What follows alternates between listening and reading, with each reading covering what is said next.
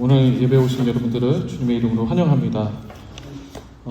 오늘부터 우리가 7월과 8월 가운데서는 제가 교회 단톡방에도 올려드린 것처럼 우리 같이 새로운 말씀 나눔 시리즈들을 시작하겠습니다. 한 번 더 같이 기도하고 같이 말씀 나누도록 하겠습니다. 하나님 아버지 감사합니다. 이 시간 가운데 주님의 말씀 앞에 우리 로고스교회 공동체가 서기를 원합니다.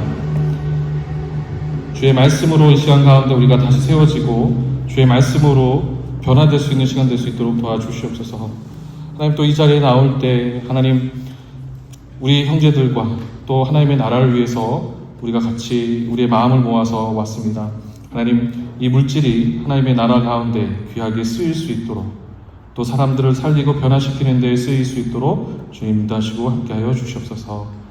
오늘 말씀을 나눌 때 하나님께서 우리 공동체 가운데 주시는 말씀을 우리가 잘 듣고 우리 삶 가운데 새로운 삶이 열릴 수 있도록 주님 역사하여 주시옵소서. 예수님의 이름으로 기도합니다. 아멘.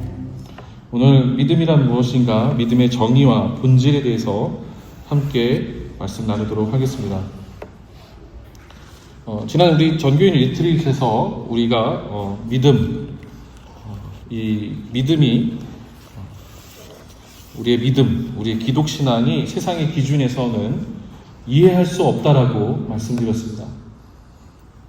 그렇죠. 한번 잘 생각해 보세요. 세상의 기준에서는 사실은 이 화창한 아름다운 날씨 가운데에 있어서 어디 가는 게 좋겠습니까? 밖에 나가서 피크닉을 즐기고 또 사람들과 좋은 시간을 즐기는 것이 좋죠. 근데 누가 이런 예배당에 와서 가장 좋은 시간대에 시간을 보낸다라고 한다면 이해하기 아마 힘들 거예요. 이것뿐만이겠습니까?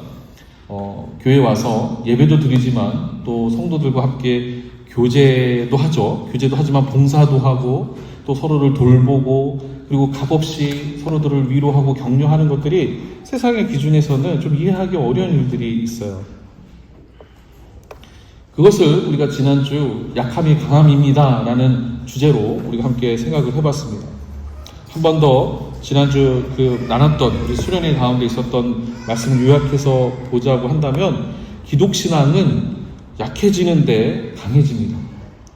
우리가 약해질 때 내가 죽는 것 같은데 그리스도께서 나를 다시 살리시는 것입니다. 그래서 기독신앙은 약해질 때 강해지는 것입니다. 그러므로 성도 여러분, 나는 죽고 예수 그리스도가 내 안에 사시는 방향으로 신앙생활을 하시기 바랍니다. 나는 계속해서 죽고 내 안에 내주하시는 성령께서 계속해서 우리를 리드하게 가시는 방향으로 살아가십시오. 그렇게 해야 우리 영혼이 살아납니다. 수련회를 잠깐 했다고 해서 그리고 그 수련회 가운데 우리가 기도회하고 잠깐 눈물을 흘렸다고 해서 인격적으로 하나님과의 만남이 지속되는 것이 아닙니다. 신앙생활은 계속적인 훈련입니다. 신앙생활은 계속해서 돌을 닦는 것과 같은 십자가의 돌을 쫓아서 가는 훈련입니다. 영성은 습관입니다. 여러분의 감정을 믿지 마시기 바랍니다. 예전에는 뜨거웠는데, 예전에는 좋았는데, 그때 참 좋았는데 지금은 왜 그럴까? 당연합니다. 지속적으로 훈련하고 영성의 습관을 들이지 않아서 그런 것입니다. 계속해서 훈련하셔야 돼요. 여러분의 신앙생활이 일주일에 한 번 그냥 와서 예배 드리고 끝난다고 해서 내 믿음이 자라지는 것이 아니라 계속적으로 내 자신을 돌을 닦는 것처럼 훈련시키고 연단시키고 영성을 기르는 그런 습관을 들으실 때 그때 우리의 믿음이 자라나는 것입니다. 예배를 정기적으로 드리고 말씀을 정기적으로 읽으십시오. 잠깐이라도 기도하십시오. 그리고 부지런히 일하십시오. 그리고 나눠주려고 하십시오. 아까운 생각이 들더라도 때로는 아무것도 돌아오지 않는다고 하더라도 읽고 기도하고 일하고 그리고 나눠주십시오. 그렇게 하실 때 여러분의 신앙이 깊어지고 넓어지게 됩니다. 내가 하나님께 드릴까 말까, 내 지체들과 함께 나눌까 말까, 이것을 내가 할까 말까 하는 그런 갈등 가운데에서 그 갈등을 이겨내 갈 때 우리의 믿음과 신앙이 깊어집니다. 이제 우리가 함께 본문 보도록 하겠습니다. 7월과 8월은 여름이고 휴가철입니다. 그래서 제가 어떤 말씀을 나누는 것이 좋을까 하고 계속 고민을 이제 했었어요. 지난 이제 설교가 끝날 때부터, 지난 시리즈가 끝날 때부터 계속 고민하다가 이 2달 동안은 우리의 신앙과 믿음의 도전을 주제로 함께 말씀을 나누도록 하겠습니다. 오늘은 그 첫 번째 시간으로 믿음의 정의와 본질에 대해서 함께 나누도록 하겠습니다. 오늘 우리가 읽은 그 히브리서는요, 여러분도 잘 읽어보신 것처럼 상당히 이 히브리서 전체를 읽어보시면 상당히 히브리서가 신약의 구약이라고 할 만큼 구약적인 표현들이 많이 들어가 있어요. 예를 들어서 어떤 이야기들이 들어가 있냐면, 이 히브리서를 읽다 보면 예수님을 대제사장으로 표현을 해요. 그래서 이 아론의 반차를 따른 아론의 이 후손인 그런 제사장이 아니라 멜기세덱의 반차를 따른 제사장이라고 이야기를 한 구절들이 있어요. 혹은 예수께서 십자가에서 피 흘리신 것과 구약의 제사를 연관지어서 소개한 부분들을 보게 돼요. 그리고 또 히브리서에서는 율법에 대해서 그 쓰임과 그 율법이 어떻게 역사하는지에 대해서도 아주 자세하게 이야기하고 있어요. 그래서 신학 가운데에서 이 히브리서 가운데 구약의 이야기들이 많이 등장하는 것으로 볼 때 사람들은 이 히브리서를 신약의 구약이다라고 이야기를 합니다. 자, 그런데 이제 우리가 좀 이 신약의 구약이라는 이 히브리서라는 그 배경을 좀 벗어나서 우리가 좀 그것을 알고, 그러면 이 독자들은 도대체 누구를 위해서 이 히브리서가 쓰여졌을까 하고 우리가 한번 좀 생각을 해보겠습니다. 이런 구약적인 표현들은 어떤 사람들에게 굉장히 익숙한 것일까요? 어떤 사람들한테 익숙할까요? 민지자매 뭔가 대답을 하고 싶어 하는, 이런 표현들은 사실은 유대계 그리스도인들한테 굉장히 익숙한 표현들인 거죠. 유대계 그리스도인들은 어떤 이런 표현들, 멜기세덱의 반차를 따른 제사장이라든지 혹은 어떤 그 제사를 드렸다라는 이런 부분들에 대한 이야기를 들으면 이게 어떤 이야기를 갖고 있는지를 확실히 쉽게 알 수 있습니다. 그래서 이 히브리서를 보는 1차 독자들은요, 되게 유대적인 배경에 익숙한 유대교 출신의 그리스도인들이었습니다. 그래서 멜기세덱의 반차를 따른 제사장을 이야기할 때 유대교 출신의 기독교인들은 자연스럽게 창세기 14장에 나타나는 멜기세덱 제사장을 떠올렸습니다. 자, 그러면 이 창세기 14장에 나오는 멜기세덱 제사장은 어떤 사람인가? 우리 한번 또 살펴볼 수 있겠죠. 창세기 14장을 보면 시날 땅의 왕들이 소돔과 고모라 지역을 공격해서 아브라함의 조카 롯을 잡아가고 그의 재산까지 모두 빼앗았습니다. 이 소식을 들은 아브라함은 조카 롯을 구출하기 위해서 시날 땅의 왕들과 전쟁을 벌이게 되었습니다. 이 전쟁에서 아브라함은 승리합니다. 그때 등장하는 인물, 뜻밖의 인물이 바로 멜기세덱 제사장입니다. 그래서 창세기 14장을 보면 멜기세덱 제사장을 하나님의 제사장으로 말하고 있는데, 이 멜기세덱 제사장이 아브라함을 축복합니다. 이런 이야기는요, 유대인들이 아니면 결코 알기 어렵습니다. 근데 히브리서에서는 이런 이야기들이 군데군데 등장을 합니다. 즉, 히브리서가 어떤 사람들을 대상으로 쓰여졌는지 알 수 있는 것들입니다. 창세기를 모르면, 유대교를 모르면 결코 알 수 없는 내용들이 히브리서 가운데 많이 등장합니다. 자, 그러면 이 독자들이 유대교 출신의 그리스도인들이다라는 것을 우리가 이제 인식하고, 그럼 또 한 번 더 생각을 해보게 됩니다. 다음 질문으로 자연스럽게 넘어가서, 그럼 이거 왜 쓰여졌을까? 이 히브리서를 왜 쓰여졌을까? 이걸 또 한번 생각해 보게 되는데, 이 히브리서는 또 역사적인 이야기를 담고 있는 어떤 그런 시간적인 순서에 따라서 역사적인 이야기를 담고 있는 역사서는 아닙니다. 그러면 이 이유를 이제 우리가 좀 더 파악하기 위해서는 히브리서 곳곳에서 그 이유들이 무엇인가, 왜 이 본문이 유대교 출신의 그리스도인들에게 쓰여졌는가 우리가 찾아보게 되는데, 한 2군데 내지 3군데에서 그런 그 사실들을 발견할 수가 있어요. 자, 먼저 히브리서 5장입니다. 히브리서 5장, 성경을 갖고 계신 분들은 히브리서 5장을 한번 펼쳐보세요. 5장 그 11절부터 보면요, 이렇게 나와 있어요. 멜기세덱에 관하여는 할 말이 많이 있지만 여러분의 귀가 둔해진 까닭으로 설명하기 어렵습니다. 멜기세덱에 대한 이야기가 나오죠. 그리고 그 다음 나오는 얘기가 뭐냐면 여러분의 귀가 둔해진 까닭에 설명하기 어렵다라고 이야기 나와요. 자, 이 11절부터 보면요, 바울로 추정되는 히브리서 저자는 히브리서를 보는 성도들에게 이렇게 이야기합니다. 이 책을 쓴 이유를 얘기를 하는데 첫 번째가 뭐냐면 여러분의 귀가 둔해졌다라고 이야기해요. 여기서 말하는 귀가 둔해졌다라는 것은요, 잘 안 들린다는 이야기가 아니에요. 헬라어로 둔하다라고 번역된 이 노트로스라는 그 단어는요, 느리고 나태한 상태를 이야기하는 거예요. 쉽게 말해서 여러분이 이 지금 말씀을 보고 듣는 여러분이 칼처럼 날카로운 것이 아니라 무뎌졌다라는 거예요. 무뎌졌다.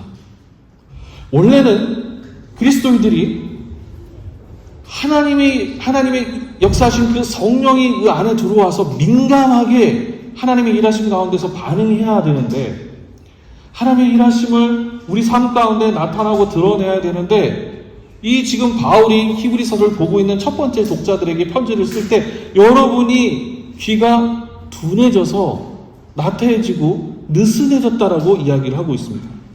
이게 무슨 얘기하는 걸까? 좀 더 우리가 설명을 보도록 하겠습니다. 12절 한번 보세요.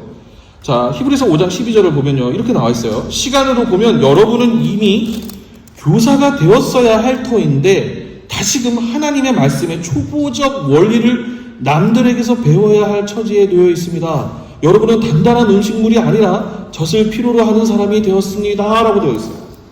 그러면 우리가 이제 벌써 이해할 수가 있겠죠. 바울이 이런 얘기를 하고 있는 거예요. 몇십 년 동안 혹은 아주 오랜 시간 동안 혹은 7, 8년 동안 이제는 좀 그리스도인으로서 성령의 어떤 내주하심 가운데에서 날카롭게 반응하고 영적인 분별력이 있고 하나님의 뜻대로 살아야 될 그리스도인들이 나태해지고 둔해졌다라는 거예요.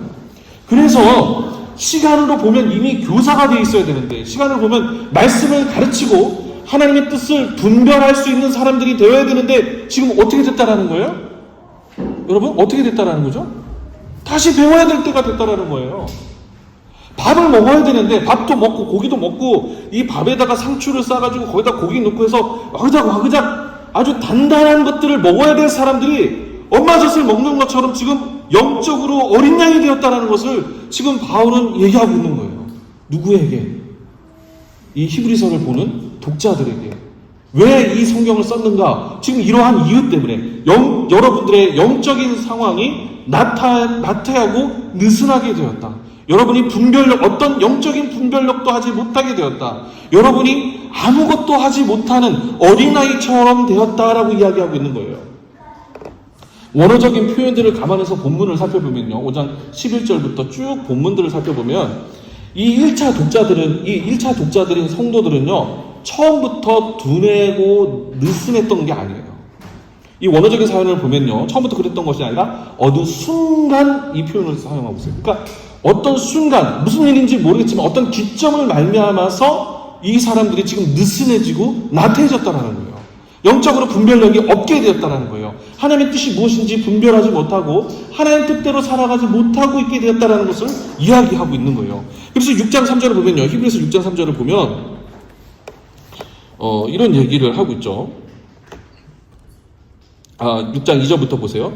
세례에 관한 가르침과 안수와 죽은 사람의 부활과 영원한 심판에 관련돼서 다시 기초를 놓는 일이 없어야 하겠습니다. 하나님께서 허락하시면 우리는 그렇게 할 수 있을 것입니다. 6장 3절에 까지 보면 그 결과들을 나타나고 있는데, 나태의 결과, 둔함의 결과, 어느 순간 단단한 음식을 먹을 수 없게 되는 상태가 된 결과, 기독신앙에 대해서 모든 것을 다시 배워야 되는 그런 상태가 되었다라고 지금 바울은 이야기하고 있는 거예요. 이것이 히브리서가 쓰여진 첫 번째 이유입니다. 그러면 두 번째 이유는 어디에 있을까요? 히브리서 10장 32절부터 35절입니다. 자, 히브리서 10장 32절부터 35절을 보면요, 여러분은 빚을 받은 뒤에, 여기 빚을 받았다라는 표현들은 초대교회 가운데 종종 사용된 표현인데, 빚을 받았다라는 것은 어떤 것을 얘기하냐면, 빛이 있으면 우리가 어떤 것을 보게 되죠? 어두운 가운데 빛이 비춰지면 이게 사물이 어떤 어둠과 빛을 보면서 이게 무엇인지를 분별할 수 있게 되지 않습니까? 그러니까 성령께서 들어와서 우리 가운데 역사하시면 우리 삶 가운데에 이것이 진실인지 아닌지, 이게 진짜인지 가짜인지를 알게 된다는 거예요. 그래서 우리 초기 기독교에서 나온 분파 중에 하나인 퀘이커들은 무슨 얘기를 했냐면 성령을 받았다라는 표현을 빛을 받았다라는 표현으로 얘기를 해요. 근데 여기 지금 바울이 그 얘기를 하고 있는 거예요. 빛을 받은 뒤에 고난과 싸움을 많이 견뎌낸 그 처음 시절을 되새기십시오. 여러분은 때로는 모욕과 환난을 당하여 구경거리가 되기도 하고 그런 처지에 놓인 사람들의 친구가 되기도 하였습니다. 여러분은 감옥에 갇힌 사람들과 고통을 함께 나누었고 또한 자기 소유를 빼앗기는 일이 있어도 그보다 더 좋고 더 영구한 재산이 있다는 것을 알고서 그런 일을 기쁘게 당하였습니다. 자, 이게 유추할 수 있는 두 번째예요. 32절부터 보면요, 바울이 이런 얘기를 해요. 여러분들은 예수를 믿고 난 뒤에, 인격적으로 예수를 만나고 난 뒤에 많은 고난을 당했다라고 얘기를 해요. 모욕과 환난을 당하기도 하고 구경거리가 되기도 하고, 때로는 모욕과 환난을 직접적으로 겪고 있지 않는다고 하더라도 그런 일을 겪고 있는 사람을 놔두지 않고 그들의 친구가 되었다라고 이야기를 해요. 자, 그런 이야기들이 되어 있는 거죠. 근데 생략되어 있는 이야기가 있어요. 그런 일을 겪고 있음에도 불구하고 왜 다시 어린아이처럼 되었는가? 이게 사실은 32절부터 35절 안에 내포되어 있는 거예요. 환난과 고난을 겪고 있는데 왜 다시 어린아이처럼 되었는가? 여러분, 힘들고 어려운 일들이 계속 되어지면 신앙적으로 우리가 예수를 믿고 예수를 따르는데 지치고 힘든 일이 계속 되어지면 어떻습니까? 어떤가요? 네, 힘들고 어려운 일들이요, 신앙 속에서 고통과 고난이 계속되면요, 이제 그만두고 도망가고 싶어요. 여러분 안 그러세요? 네. 여러분 안 그러시면 이쪽으로 다시 올라오셔서 저 자리를 바꾸셔야 돼요. 신앙적인 어려움이 그러니까 내가 예수를 믿고 예수를 따르겠다고 했는데, 하나님 복 주시고 번성하겠다고 했는데 계속해서 반복되는 어려움이 끝나지 않고 끝날 때쯤 되면 또 다른 일들이 계속되고 또 다른 일들이 계속되고 끝이 보이지 않는 계속 어려움 가운데 들어가게 되면요, 그게 시간이 계속 되어지고 끝이 안 보이게 되면요, 이제 그만하고 싶어요. 도망가고 싶어요. 지금 이 히브리서를 보고 있는 독자들이 이 히브리서를 받아서, 바울의 편지를 받아서 보고 있는 사람들이 그런 상태 가운데 있는 거예요. 근데 솔직히 이야기해서요, 오늘 이 시대에 이런 고난을 우리가 자주 겪지는 않아요. 여러분 여기 나오시면서 핍박 받으시는 분 계세요? 우리 소리자매 여기 오면서 핍박 받았나요? 네. 핍박 받은 사람들은 없죠. 소리자매가 겪고 있는 핍박은 1시간 반 전에 일어나서 교회를 와야 되는데 그걸 놓치면 어려운 거죠. 네. 여기 온다고 여러분 교회 가기만 해봐, 교회 가면 당장 끝이야, 이런 얘기 들으신 분들은 없을 거예요. 오늘 이 시대에는 이런 고난을 겪고 있지는 않아요. 잠깐 주제에서 벗어나서요, 제가 지난주에 세미나를 갔다 왔어요. 세미나를. 우리가 살고 있는 곳이 어디죠? 여러분? 웨스트 코스트잖아요. 여러분 동부 가보셨어요? 동부? 이스트 코스트 가보셨어요, 여러분? 못 가보셨죠? 제가 지난주 갔다 왔어요. 비행기를 타고 가봤어요. 가서 난생 처음 토론토에 딱 내려갔어요. 내려서 토론토 공항으로 한번 밖으로 나가봤어요. 나가봤더니 이거는 뭐 완전히 서울이에요. 막 도대체 어딘지를 모르겠어요. 그래서 제가 이제 친하게 지냈던, 우리 교회도 한번 방문하셨던 목사님이 저를 데리러 와가지고 같이 막 만나서 경험하고 얘기하고 밥 한 끼 먹고 저 혼자 이제 키치너로, 여러분 워털루 대학 아세요? 워털루 대학 아세요? 모르시죠? 모르면 여러분 참 캐나다 아직 사신 게 아니에요. 지금 가봤더니 워털루 키치너라는 아주 생판 알지도 못하는 동네를 가봤어요. 그래서 거기까지 찾아가봤는데, 세미나에 참석을 했는데, 이 세미나의 우연히 같은 테이블 안에 에티오피아에서 오랜 시간 동안 목회 활동을 하시는 목사님을 만났어요. 이제 이분이 나이가 굉장히 있으신 분인데 이분이 이런 이야기를 하세요. 자기가 어렸을 때, 자기가 젊었을 때 에티오피아에 공산 정권이 있었던 거예요. 이 공산 정권에서 당연히 핍박이 주어지게 된 거죠. 그래서 자기 주변에 자기가 어느 날 하루는 같이 예배를 드리다가 잠깐 심부름을 나갔다가 온 사이에 이 같이 예배 드리는 사람들이 다 잡혀가고 있는 거예요. 그러니까 여러분, 그런 핍박 가운데에서 예수를 믿다가 어려움 당하고 고난 당한 거예요. 당연히 예배도 공개적으로 드릴 수가 없어서 숨어서 예배를 드렸어요. 그런데 이분이 어떤 말씀을 하시냐면, 숨어서 예배를 드리고 핍박이 자신들 가운데 있을 때 하나님께서 엄청난 은혜를 부어주신다는 거예요. 그 테이블 가운데 있었던 사람들은 박사들이 앉아 있었어요. 무슨 박사 뭐 이런 사람들이 앉아 있는데, 그 가운데에서 정말 고난을 겪으면서 내 힘으로, 내 몸소, 자기 삶 가운데 신앙적인 핍박과 어려움 가운데 그것을 지나쳐 온 사람이 그런 이야기를 할 때에는 아무 소용이 없는 거예요. 우리가 갖고 있는 이 신앙에 대한 것들이 아주 작아지게 되는 거죠. 근데 이분이 어떤 말씀을 하시냐면, 숨어서 예배드리고 핍박 가운데 있을 때에 하나님께서 엄청난 은혜를 부어주셨다라고 말씀하시는 거예요. 믿음이 순수해지고 단단해졌다라는 거예요. 이 목사님이 한 말씀 하실 때마다 아주 깊이가 있었어요. 고난을 겪고 믿음의 길을 걸어온 사람은 넓이와 깊이가 다르죠. 하지만 이런 일만 있는 것은 아니에요. 아까도 말씀드렸던 것처럼 오랜 시간 핍박을 받다 보면, 혹은 오랜 시간 동안 너무 힘든 신앙생활을 하다 보면 어느 순간에 하나님, 도대체 왜 이렇게 나를 고생시키십니까? 하나님, 이 생활은 도대체 언제 끝나게 되는 것입니까?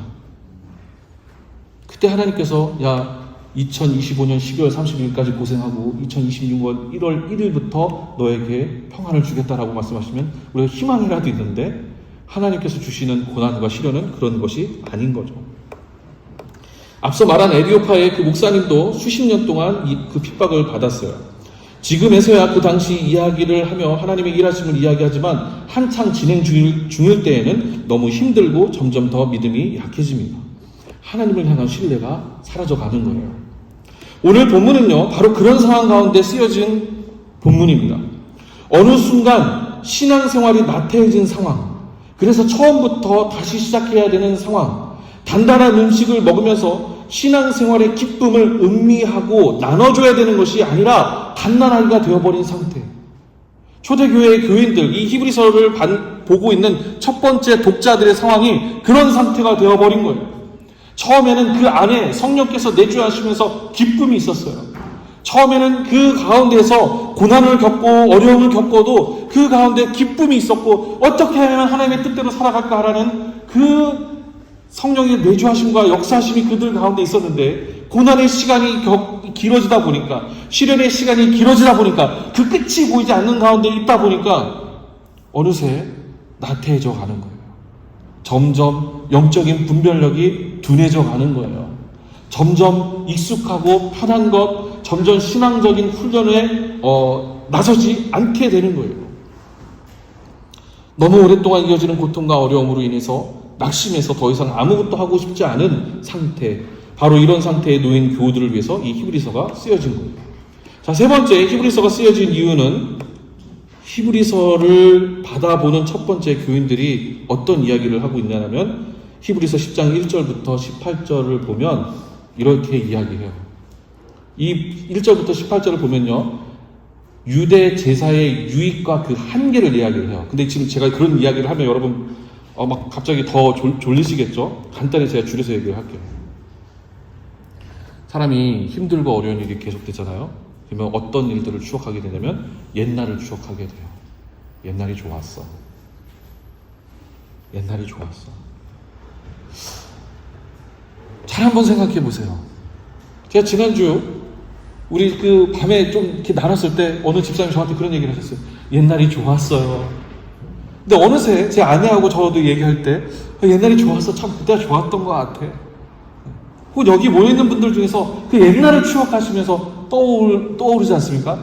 옛날이 좋았어. 그때 참 고생스러워도 그때가 좋았어. 라고 얘기를 하죠. 유대교인들이 지금 그런 상황 가운데 있는 거예요. 예수를 믿고 예수를 따르다 보니까, 근데 그 가운데 핍박과 고난이 계속해서 이어지다 보니까 무슨 생각을 하기 시작하냐면 옛날이 좋았어. 옛날 우리가 제사 드렸을 때 각을 뜨고 하나님 앞에 그렇게 제물을 바쳤을 때 우리 눈으로 직접 보고 그 비명소리와 그 동물이 죽는 소리와 하늘로 올라가는 것들을 보면서 우리 죄가 용서되어지는 그 시간이 참 좋았어. 그때 드렸던 예배가 좋았어. 바울은 히브리서 10장 1절부터 18절을 거쳐서 이렇게 얘기를 해요. 제사가 하나님께 드리는 이 번제와 희생제물이 유익한 게 있다. 어떤 부분이 유익하냐? 이 제사를 통해서 하나님께서 우리의 죄를 씻어주심이 있다. 그런데 바울이 그 다음 얘기를 해요. 그런데 그 제사는 계속 드려야 한다. 죽을 때까지. 그런데 예수님께서 우리를 위해서 십자가에 못 박혀 죽으심은 제사를 어떻게 했다는 거예요? 끝냈다는 거예요. 제사를 끝내시고 예수님께서는 다시는 제사를 드리지 않도록 자기 자신의 죽으심으로 부활하심으로 십자가의 보혈의 피로 흘리심으로 우리의 죄를 사하셨습니다. 라는 얘기를 해요.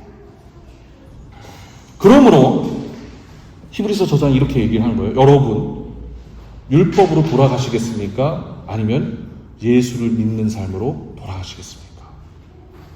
여러분은 어떻게 하시겠어요? 여러분이라면 어떻게 하시겠어요?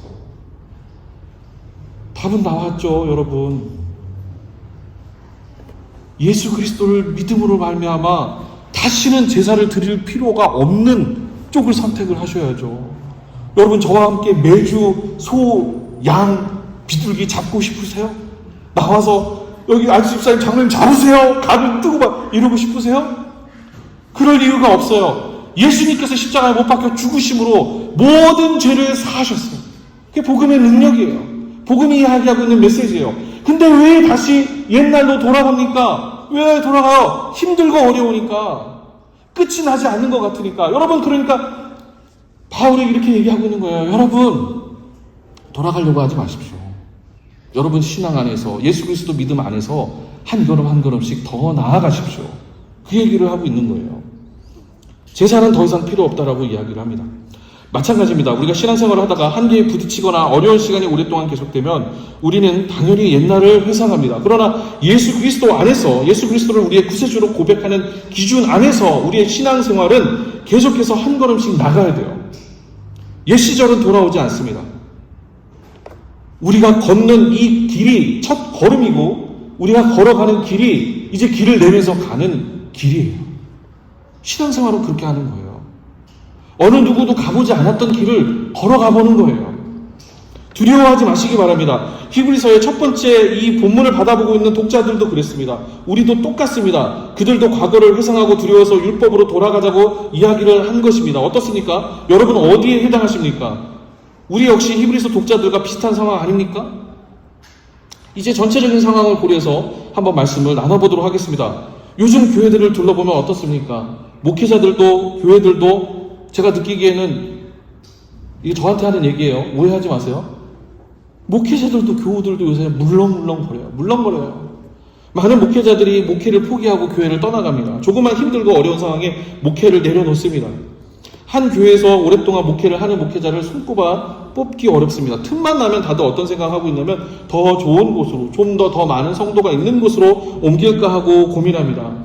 또는 성도들을 영적으로 돕기를 주저합니다. 제가 이번에 가면서 느꼈던 것이 뭐냐면 어느새 목회자들이 영적인 지도를 하기를 꺼려한다는 거예요. 이 사람의 자신들이 맡고 있는 교우들에 대해서 영적으로 지도해줘야 되는데 지금 여러분이 어떤 상황 가운데 있는지를 지도하고 이야기하고 그 사람들을 깨워야 되는데 그 이야기하지 않는다는 거예요. 왜요? 두렵거든요. 관계가 깨질까봐. 관계가 깨지면 어떤 일들이 발생하죠? 교회 안 나오거든요.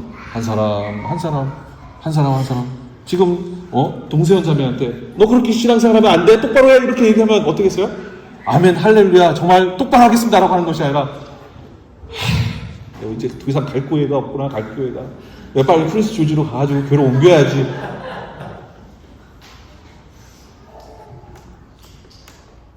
성도 개개인의 영적인 상태를 진단하고 권면하지 않습니다. 교인들도 마찬가지죠. 환난이 오고 어려움이 오면요, 조금만 있으면요, 금세 신앙생활이 그냥 식어버려요. 바베큐 할 때는 좋았죠. 같이 새우 먹고 맛있는 거 입에 넣어주고 교회에서 상품 쫙 풀어서 와 이렇게 할 때는 야 우리 교회 막 살아있는 것 같아 하다가 조금 막 분란이 일어나. 혹은 그 교우들하고 집사님 지난주 왜 그랬어요? 뭐 이렇게 얘기하면 교회를 내 교회 진짜 이게 힘들어서 신앙생활 할 수 있겠나? 혹은 목회자가 혹은 지체들 가운데 어떤 여러 가지 조금만 마찰이 있고 관계가 힘들면 내려놓습니다. 그러면서 어떤 기도를 해요? 틈만 나면 믿음을 주시옵소서. 믿음을 주시옵소서. 하나님께 훈련되고 연단시켜 달라고 그렇게 기도한 결과 하나님께서 훈련시키고 연단시키면 그거 못 견뎌가지고 금세 떠날 생각을 하거나 내 신앙을 중단하려고 하거나, 그게 지금 바울이 얘기했던 시간이 지났는데 왜 다시 젖을 먹느냐. 단단한 음식을 먹어야 되는데 왜 단단한 음식을 먹지 않고 왜 계속해서 반복적으로 젖을 먹는 상태로 돌아가느냐. 그 이야기를 하고 있는 거예요. 이게 우리 상황하고 아주 닮아 있다라는 거예요.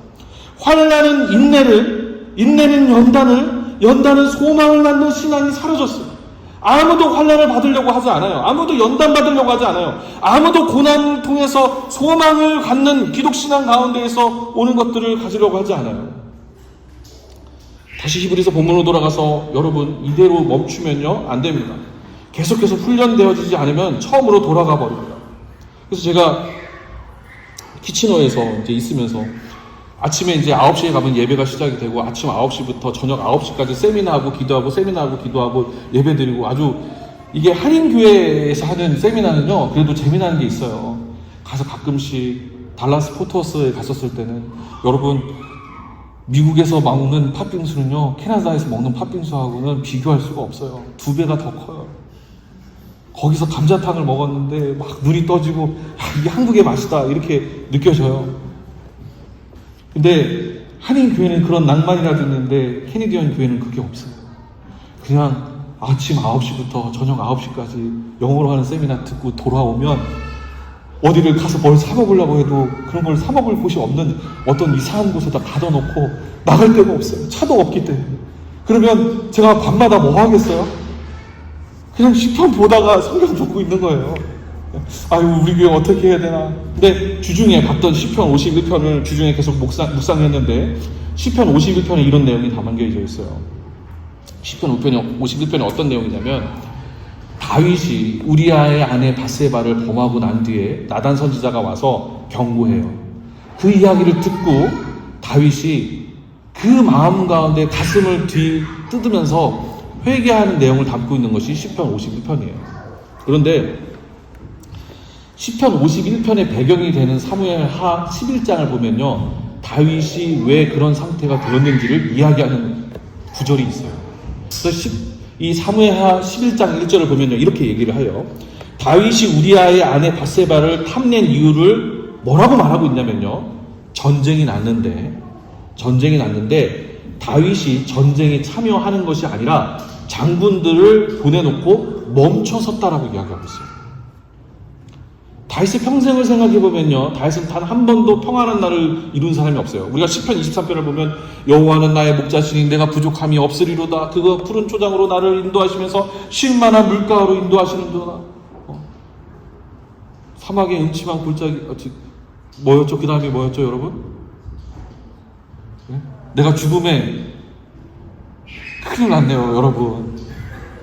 제가 이렇게 헷갈리면 여러분들이 나서서 이렇게 노래라도 불러주던지 해야 되는데 그 노래도 있어요. 10편 23편.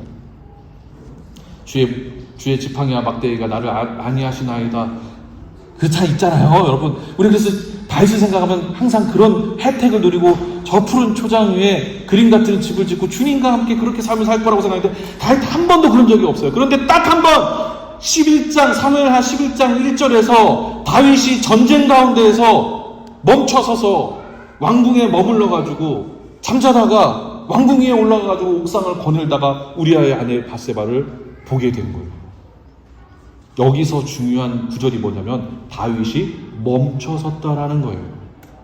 다윗이 멈췄다라는 거예요. 계속해서 뭔가를 하고 있었다가 멈췄다라는 거예요. 멈춰 있는 것, 그 자리에 머물러 있는 것이 어떤 결과를 초래하고 있는지를 다윗의 이야기를 통해서 쉽게 알 수 있어요. 내가 좀 이제 살만해졌어.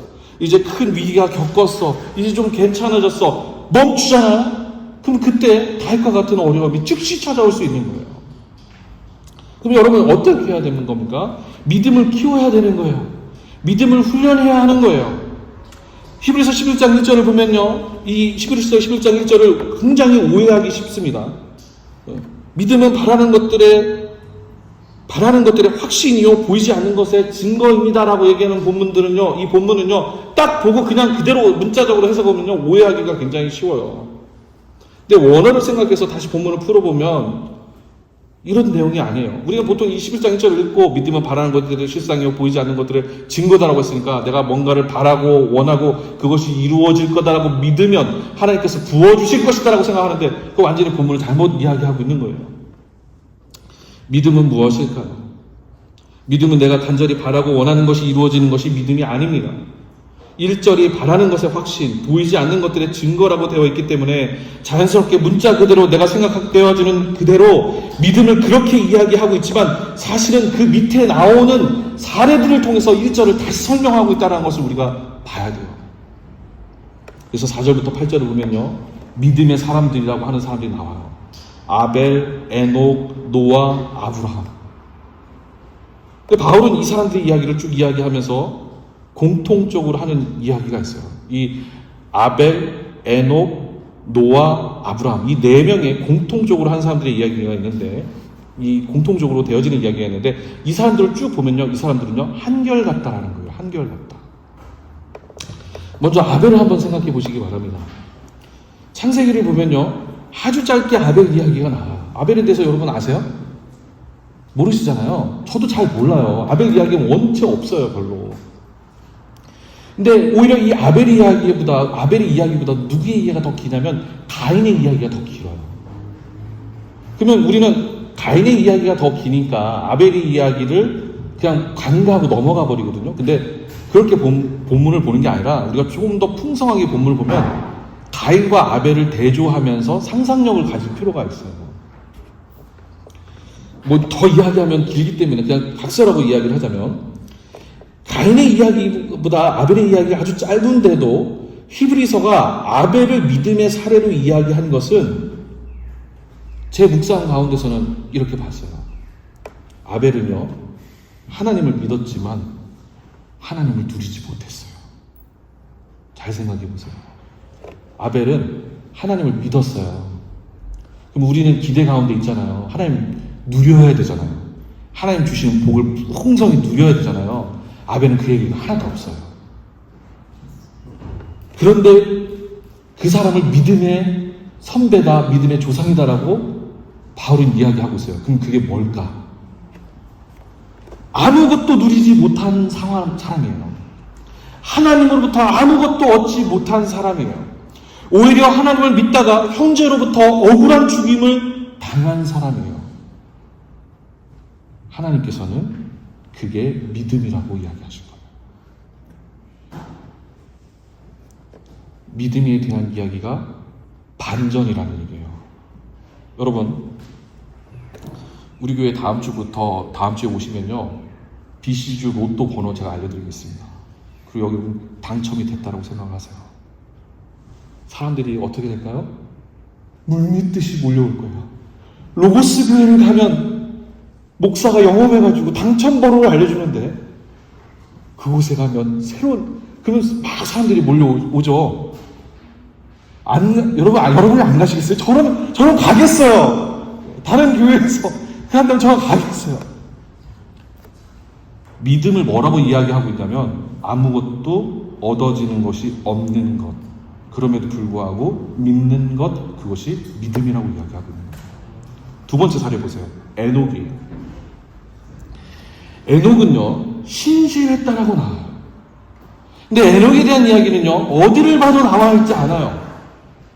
인간적인 어떤 업적을 쌓은 것도 아니고요, 특별한 스토리가 있는 것도 아니에요. 그런데 하나님께서요 성경에서 두 사람을 죽지 않고 죽음을 경험하지 않고 두 사람만이 하나님께서 데려가신 사람이 있어요. 그 중에 한 사람이 에녹이에요. 그 중에 다른 사람 누구죠?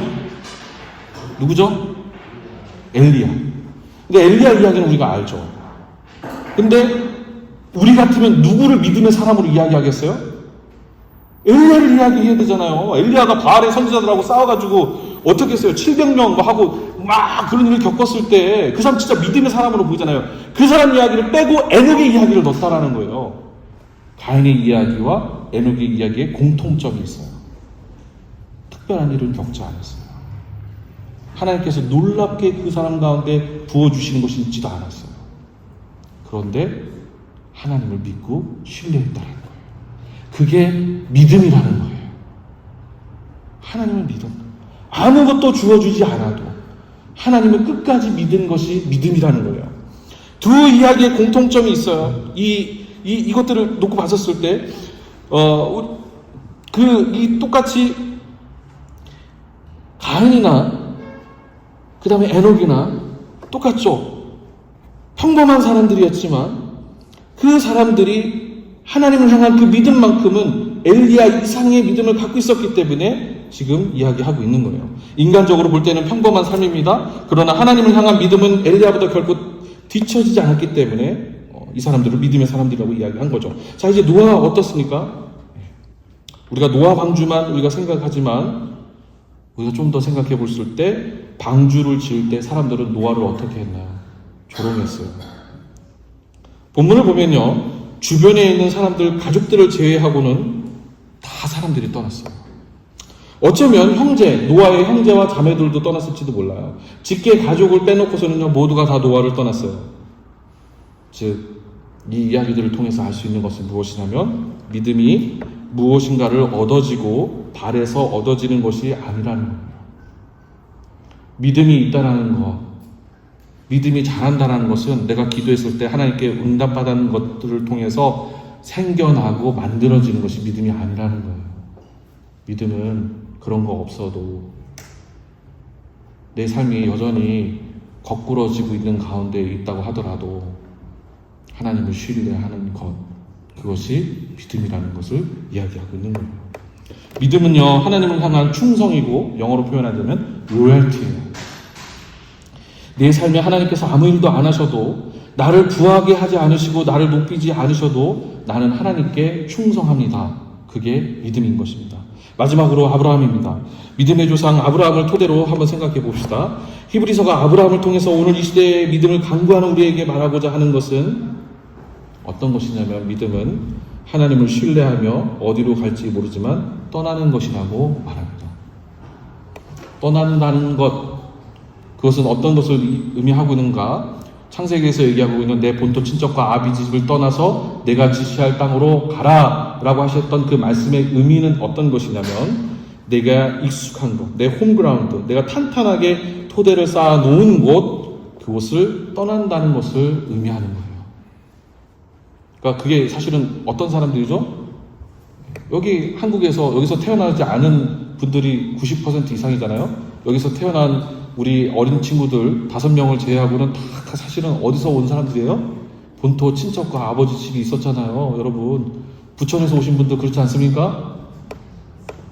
대전에서 오신 분들 그렇지 않습니까? 서울에서 오신 분들 그렇지 않습니까? 서울에 있었을 때 그곳에서 사셨을 때 공부한 것과 재산과 이런 것들을 다 내려놓고 이민자로 오셨잖아요. 그러면 뭐를 기대하시면서 오신 거예요? 그 상황 가운데서 다 처음부터 고생하셨던 이야기들을 들을 때 우리가 무엇을 알 수가 있어요? 하나님께서는 그런 본토 친척과 아버지 집을 떠나서 내가 지시할 곳으로 간다라는 것은 어떤 의미로 이야기하고 있냐면, 내 생활 기반을 다 내려놓고 누구만 의지할 수밖에 없게 되는 거예요. 하나님만 의지할 수밖에 없는 상황 가운데 놓게 하신 거예요.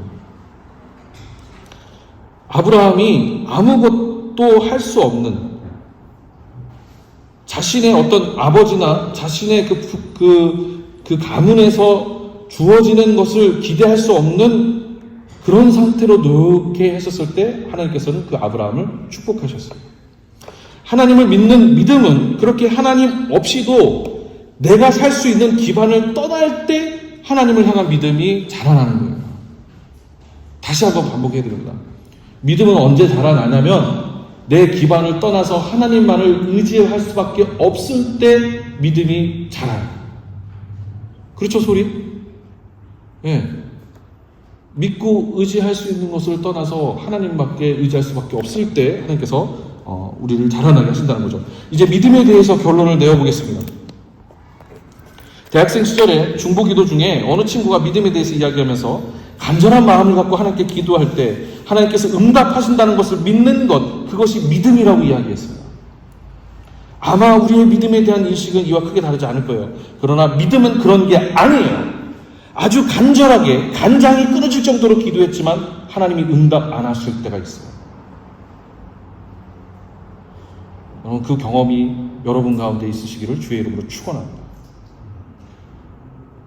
아무리 내가 하나님 앞에 애간장이 녹도록 기도하지만 하나님이 응답하지 않으실 때가 있어요. 근데 그때가 하나님께서 여러분을 부르시고 여러분의 믿음이 자라실 때예요. 하나님은 응답하지 않으실 때가 있어요. 만약 응답을 통해 하나님을 향한 믿음을 응답에 여러분의 믿음을 두면 여러분의 신앙은 자라지 않아요. 오히려 숨어 계시는 하나님, 보이지 않지만 응답하지 않으시지만 여전히 계시는 하나님, 내가 고통당할 때에도, 내가 환난 가운데 거할 때에도, 내가 하나님을 부정할 때에도 보이시지 않고 숨어 계시는 하나님인 것 같지만 그럼에도 불구하고 나의 신락 같은 아주 작은 믿음, 하나님 거기 계시는 하나님이라고 하는 그 아주 신락 같은 믿음이 우리 가운데 있을 때 하나님께서는 우리의 믿음을, 또 하나님과 우리의 관계는 새로운 관계가 시작이 되어집니다. 하나님께서 선하신 길로 나를 인도하신다라는, 마치 안개 속을 걷는 듯한 인생이지만 이 안개 속에서도 나를 이끌어 가시는 하나님을 향한 신뢰, 그게 믿음이에요. 이제 여러분의 차례입니다. 믿음에 대해서 말씀드렸습니다. 한번 생각해 보시기 바랍니다. 나의 믿음의 기반이 어디에 있는가? 하나님께서 무엇인가를 해주셨을 때 하나님을 믿고 있는 것인가? 여러분, 그러면 다시 젖먹는 신앙인 거예요. 아무것도 보이지 않고 들리지 않지만 하나님을 믿는 신앙에 여러분 기반이 있는가? 지금 한번 눈을 감고 잠깐 한번 생각해 보세요. 여러분, 어디에 여러분의 믿음이 있습니까?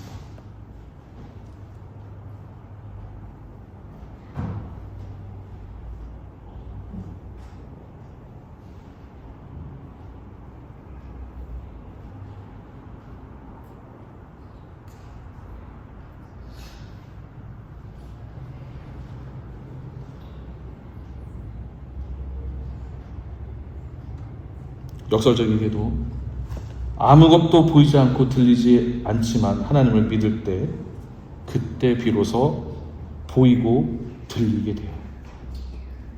그리고 이끌리게 돼요. 그 하나님을 만나시는 저와 여러분이 되시기를 주의 이름으로 축원합니다. 기도하겠습니다. 보이지 않으시지만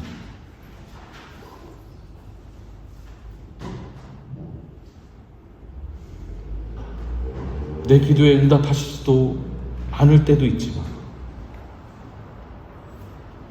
우리 가운데 거하시는 주님,